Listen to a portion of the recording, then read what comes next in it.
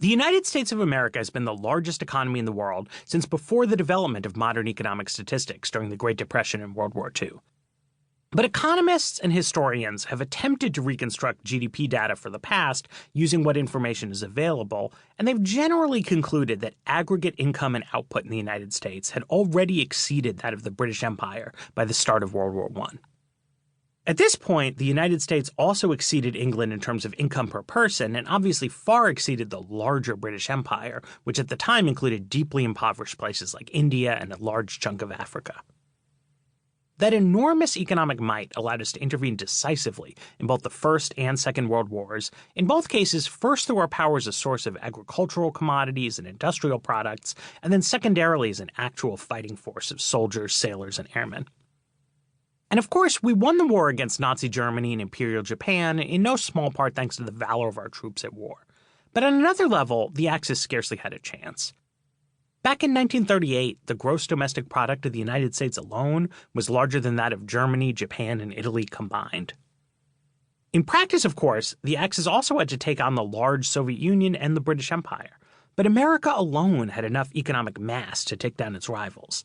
That manifested itself in the United States bringing superior materiel to bear on the battlefield, in American civilians enjoying higher wartime living standards than what was seen on foreign home fronts, and in America's ability to serve as the arsenal of democracy, supplying vast quantities of useful material resources to our allies through the Lend-Lease Act.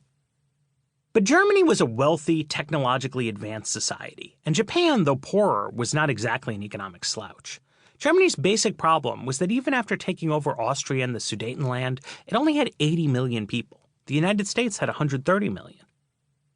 The Soviet Union, by contrast, consistently maintained a population that was larger than America's. The United States was, however, much richer throughout the entire conflict, and consequently was able to mobilize much more national power.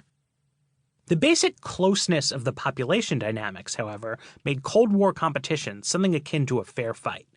If communism had been a good idea as an economic strategy, the Soviets could have caught us on per capita living standards and exceeded us in total national income and output.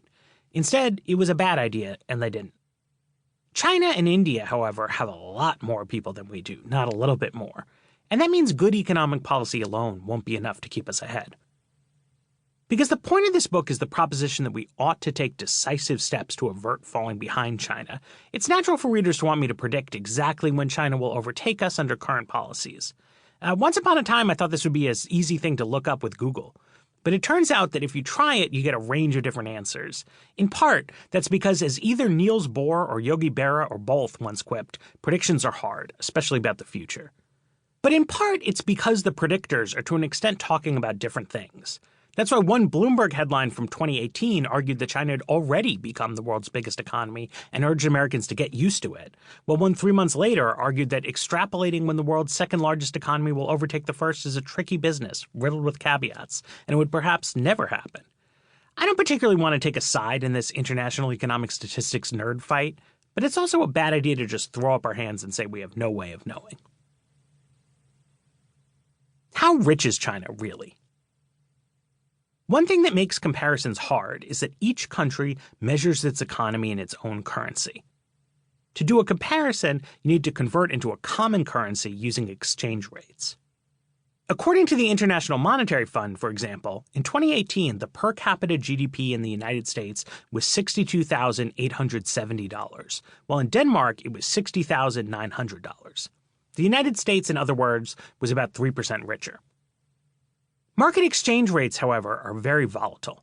Over the course of July 2019, for example, the value of the British pound fell about 5% relative to the value of the US dollar, thanks to growing realization that Boris Johnson was going to become prime minister. That 5% decline had some real implications for the living standards of British people. It was really bad news for anyone who had already booked an August vacation to the United States.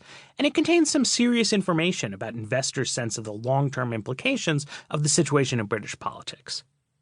But obviously, the typical British person did not suddenly become 5% poorer in any meaningful sense over a single month that summer. Financial markets just bounce around much more rapidly than actual economic conditions change. For countries like China that don't allow their exchange rate to float up and down in the free market, the problem is different. You get a good deal of stability, but you also get changes that happen because of the shifting winds of government policy rather than economic conditions.